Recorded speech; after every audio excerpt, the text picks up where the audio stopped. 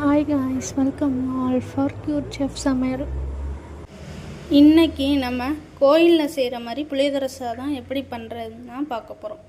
அதுக்கு நான் ஒரு பிளேட்டில் 1 ஸ்பூன் ஜீரகம், 1 ஸ்பூன் கடலைப்பருப்பு, 1 ஸ்பூன் கொத்தமல்லி, 1 ஸ்பூன் மிளகு, 1 ஸ்பூன் கடுகு, 1/2 ஸ்பூன் வெந்தயம் எடுத்திருக்கேன். 2 இல்லைன்னா 4 வரமிளகாய்.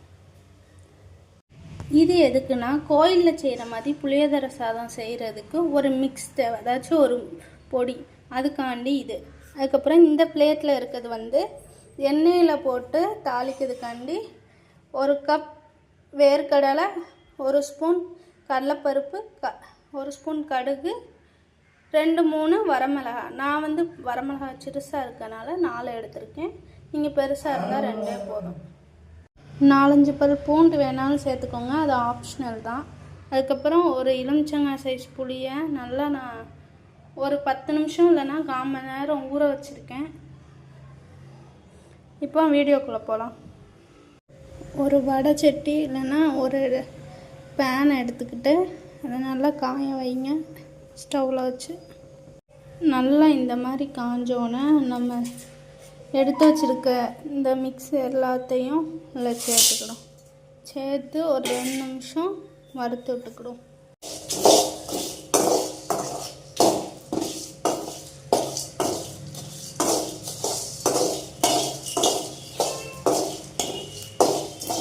நல்லா பொன்னிறம் ஆகிற அளவுக்கு வறுத்துக்கோங்க. நல்லா இந்த மாதிரி பொன்னிறம் ஆனோன்னு ஸ்டவ் ஆஃப் பண்ணிடுங்க. இந்த மாதிரி வறுத்து முடித்தோன்னா கொஞ்சோண்டு பெருங்காயத்தூள் சேர்த்துக்கோங்க.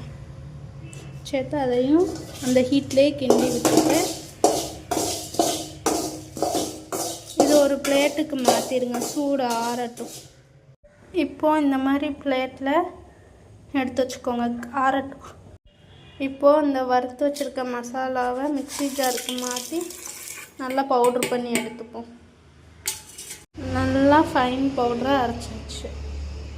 இப்போ மறுபடியும் வடைச்சட்டி இல்லைன்னா பேனை ஸ்டவ் அடுப்பில் வச்சுட்டு அதுக்கு 4 to 5 ஸ்பூன் நல்லெண்ணெய் ஊற்றுங்க. அப்போ தான் மணமாக டேஸ்ட்டாக இருக்கும் புளியோதரை சாதம். இதுக்கு நம்ம அதிகமாக எண்ணெய் விடணும். பாருங்கள், எண்ணெய் காயுது. நல்லா எண்ணெய் காயட்டும். ஸ்டவ்வை லோ ஃப்ளேமில் வச்சுக்கோங்க. எண்ணெய் காஞ்சோன்னே நம்ம எடுத்து வச்சுருக்கிற இந்த கடலைப்பருப்பு, கடுகு, பூண்டு, வத்தல் எல்லாத்தையும் உள்ளே சேர்த்துக்கோங்க. மிதமான சூட்டில் வச்சுக்கிட்டு நல்லா வறுத்துடுங்க.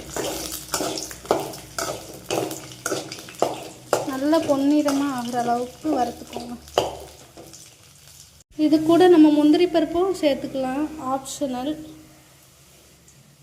இதில் கொஞ்சோண்டு மஞ்சள் பொடி சேர்த்துக்கோங்க, அதோட சிறிதளவு உப்பு சேர்த்து பொன்னிறமாக ஆகட்டும். பாருங்கள், நல்லா பொன்னிறமாக ஆயிடுச்சு. இப்போ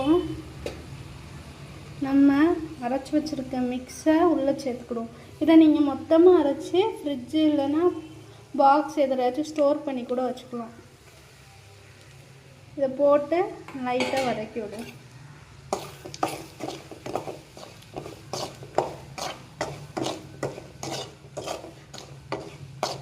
எதுவுமே பிடிக்காத அளவுக்கு அடி பிடிக்காமல் வச்சுக்கோங்க.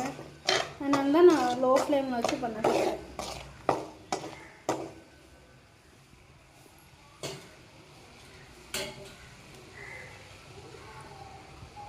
இதோட ஒரு குத்து கருவேப்பிலை சேர்த்துக்கோங்க.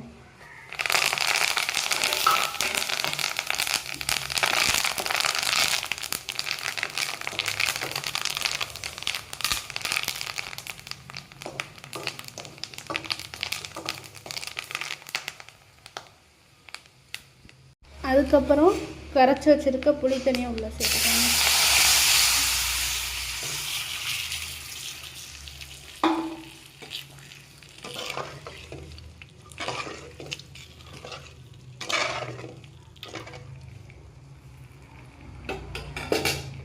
இப்போ கொஞ்சம் ஸ்டவ்வை ஃபுல் ஃப்ளேம் இல்லைன்னா மீடியம் ஃப்ளேமில் வச்சுக்கிட்டு எண்ணெய் பிரிஞ்சு வர அளவுக்கு வச்சுக்கோங்க.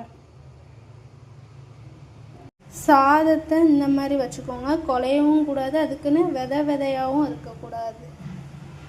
இதில் நம்ம 2 ஸ்பூன் நல்லெண்ணெய் ஊற்றிக்கிடுவோம். இது எதுக்குன்னா அரிசி ஒன்றோட ஒன்று சோறு ஒட்டாமல் இருக்கிறதுக்காண்டி.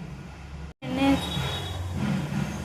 2 ஸ்பூன் அளவுக்கு எண்ணெயை சேர்த்துட்டு அதை மிக்ஸ் பண்ணி விட்டுருவோம்.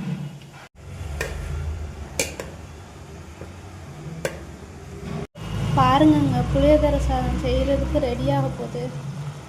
எப்படி நல்லா கொதிக்கணும், இன்னும் கொஞ்சம் கட்டியான பதத்துக்கு வரட்டும், எண்ணெய் கொஞ்சம் பிரிஞ்சு வரட்டும். வந்தோடனே நமக்கு புளியோதரை சாதம் செய்ய ரெடி.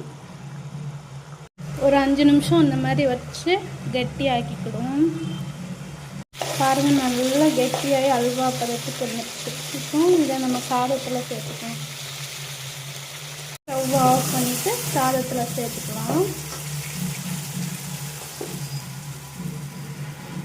பாருங்கள், சாதத்து கூட சேர்த்தாச்சு. இதை நல்லா மிக்ஸ் பண்ணி விட்டுருவோம்.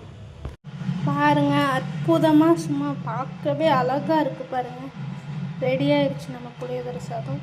இப்போ சர்வ் பண்ணி சாப்பிட வேண்டியதுதான். பாருங்கள், புளியோதரை சாதம் ரெடி. கோயிலில் செய்கிற மாதிரி நம்ம இப்போ வீட்லேயும் செஞ்சுக்கலாம். இதே ரெசிபியை உங்கள் வீட்டில் ட்ரை பண்ணி பார்த்துட்டு சொல்லுங்கள். இந்த வீடியோ உங்களுக்கு பிடிச்சிருந்தா ஷேர் பண்ணுங்கள், லைக் பண்ணுங்கள், கமெண்ட் பண்ணுங்கள். மறந்துடாமல் சப்ஸ்கிரைப் பண்ணுங்கள். தேங்க்யூ ஃபார் வாட்சிங் த வீடியோ.